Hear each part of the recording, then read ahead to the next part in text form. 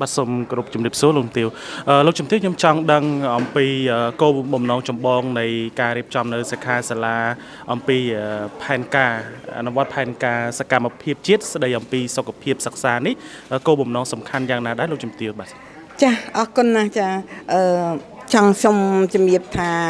យើងទាំងអស់គ្នាបានទទួលស្គាល់ហើយថាសុខភាពគឺជាកត្តា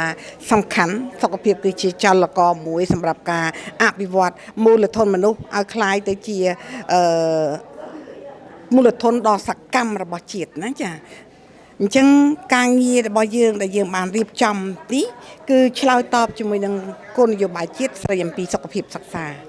ដែលដឹកខ្ញុំបានជម្រាបហើយថានៅក្នុងគណៈកម្មការយើងរៀបចំជាយន្តការរបស់យើងពីថ្នាក់ជាតិរហូតទៅដល់ថ្នាក់គ្រឹះស្ថានសិក្សាតែម្ដងអញ្ចឹងនៅក្នុងការងារនេះបើយើងនិយាយថាការងារមួយដែលមិនទាន់ធ្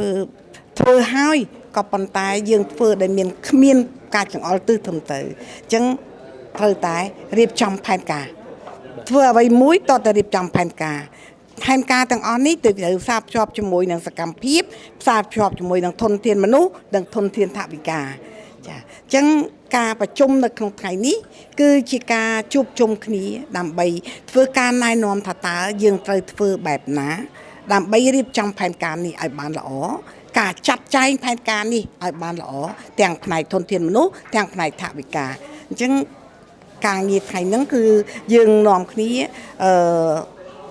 សហការគ្នាគ្រប់មន្ទីរជំនាញទាំងអស់ណាចាពីព្រោះនៅក្នុងយន្តការរបស់យើងគឺមន្ទីរជំនាញទាំងអស់ជា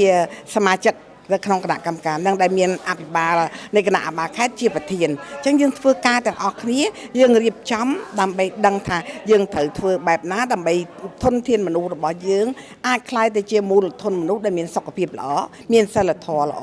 និងជាពលរដ្ឋសកម្មរបស់ជាតិហើយនៅក្នុងសកម្មភាពទាំងអស់ដើម្បីសម្រេចគោលដៅនេះត្រូវមានសកម្មភាពអីខ្លះហើយមានថវិកាបែបណាថវិកាត្រូវការបែបណាបើយើងដឹងពីថវិកាហើយគណៈអភិបាលខេត្តដែលមានលោកជំទាវលោកជាតំណាងនៅទីនេះគឺថាលោកអាចធ្វើការគ្រប់គ្រងបញ្ហាថវិកានេះបានត្រឹមត្រូវចាចុះលោកជំទាវបន្ទាប់ពីវគ្គនេះហើយចំពោះក្តីរំពឹងចំពោះការផ្សព្វផ្សាយនិងការអនុវត្តនៅផែនការសកម្មភាពជាតិស្តីអំពីសុខភាពសិក្សានេះក្តីរំពឹងតទៅមុខទៀតនឹងយ៉ាងណាដែរសម្រាប់លោកជំទាវដើម្បីនិយាយអំពីក្តីរំពឹងបានខ្ញុំសូមអនុញ្ញាតជម្រាបពីលទ្ធផល5ឆ្នាំកន្លងមកសិនបាទចាក្នុងរយៈពេល5ឆ្នាំកន្លងមកដែលយើងបានចាប់ផ្ដើមមានគោលនយោបាយអនុវត្តគោលនយោបាយនេះហើយនឹងផែនការសកម្មភាពជាតិនេះយើងបានឃើញថាខេត្តត្បូងឃ្មុំលោកបានធ្វើការងារទទួលលទ្ធផលអាចទទួលយកបានខ្ញុំអត់ទាន់វាយតម្លៃថាល្អទេ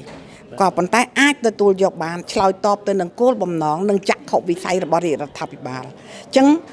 ខ្ញុំជឿជាក់ថានៅក្រោយថ្ងៃសិក្ខាសាលានេះគ្រប់មន្ទីរជំនាញទាំងអស់ដែលមានមន្ទីរជំនាញខ្លះលោកនៅ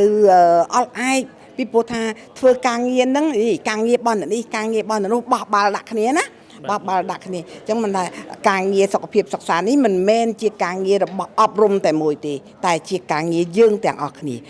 ការងារសុខភាពគឺជាការងារយើងទាំងអស់គ្នាអញ្ចឹងគាត់នឹងអាចរៀបចំផែនការរបស់គាត់នឹងមានការគ្រប់គ្រងពីរាជរដ្ឋាភិបាលពេលនោះខ្ញុំជឿថាមិនយូរទេក្រោយចូលឆ្នាំនេះចាខេត្តត្បូងឃ្មុំនឹងទទួលបានលទ្ធផលល្អអញ្ចឹងណាលោកជំទាវណោះសុខចិត្តណាចាអរគុណច្រើនចឹងចាអរគុណលោកជំទាវក្នុងនាមជាអាជ្ញាធរហើយថ្ងៃនេះលោកជំទាវបានចូលរួមនៅក្នុងសិក្ខាសាលាអំពីការអនុវត្តផែនការសកម្មភាពសិក្សានេះក្នុងនាមអាជ្ញាធរខេត្តត្បូងឃ្មុំនឹងចូលរួមយ៉ាងណាជាមួយនឹងខាងក្រសួងអប់រំយុវជននិងកីឡាចាក្នុងនាមខ្ញុំជួសមុខឲ្យអាយដាមប៉ែនកសលអភិបាលនៃអាបាលខេត្តត្បូងឃ្មុំហ្នឹងលោកតែងតែយកចិត្តទុកដាក់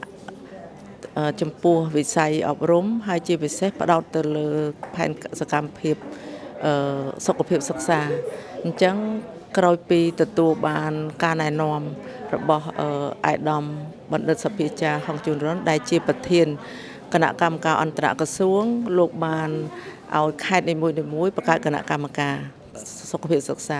ពេលនោះអាយដាមរៀបចំបានបង្កើតគណៈកម្មការសុខភាពសិក្សាដែលគ្រប់គ្រងទៅអនុវត្តយុទ្ធសាស្ត្រទាំង9នៃស្ដីពីសុខភាពសិក្សាហើយរហូតដល់ក្រុងស្រុកទៀត យ៉ាងណាអញ្ចឹងនៅក្នុងថ្ងៃនេះជាមានមោទនភាពរបស់ខេត្តត្បូងឃ្មុំដែលក្រសួងអប់រំជ្រើសរើសខេត្តត្បូងឃ្មុំជាខេត្តទី1មកផ្សព្វផ្សាយគោលនយោបាយស្ដីពីសុខភាពសិក្សាដល់ថ្នាក់ខេត្តហើយរៀបចំបញ្ស៊ីផែនការហ្នឹងទៅជាមួយផែនការប្រតិបត្តិប្រចាំគេហៅប្រចាំឆ្នាំរបស់គណៈទីពាក់ព័ន្ធថ្មីត្បិតតែថាដូចលោកមន្ត្រីលោកបានលើកមកថា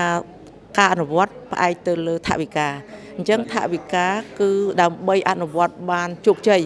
លុះត្រាតែមន្ទីរជំនាញមួយដែលជាគណៈកម្មការហ្នឹងយកសកម្មភាពហ្នឹងទៅបន្ស៊ីជាមួយនឹងផែនការ3ឆ្នាំរំកិលឬក៏ផែនការប្រចាំនេះរបស់គាត់ប្រចាំឆ្នាំរបស់គាត់ដើម្បីអនុវត្តទៅលើការជួយទៅលើសុខភាពសិក្សាទៅដល់គ្រឹះស្ថានសិក្សានៅក្នុងខេត្តគិតមិនថាតាំងពីគ្រឹះស្ថានមត្តេយ្យសិក្សាឡើងទៅដល់វិទ្យាល័យខ្ញុំសង្ឃឹមថាការងារនេះយើងនឹងធ្វើជាបណ្ដាវាទោះបីថាមិនបាន 100% ក៏តែបើយើងតាំងចិត្តមានឆន្ទៈក្រោមការដឹកនាំរបស់អាយដាមបាខេត្តប៉ែនកសលនិងនៅខេត្តត្បូងឃ្មុំជាពិសេសគ្រឹះស្ថានសិក្សាមានសាលានីមួយដែលពោពេញទៅដោយការបណ្ដុះបណ្ដាលយុវជនដែលមានសុខភាពល្អ អរគុណច្រើនលោកជំទាវអរគុណ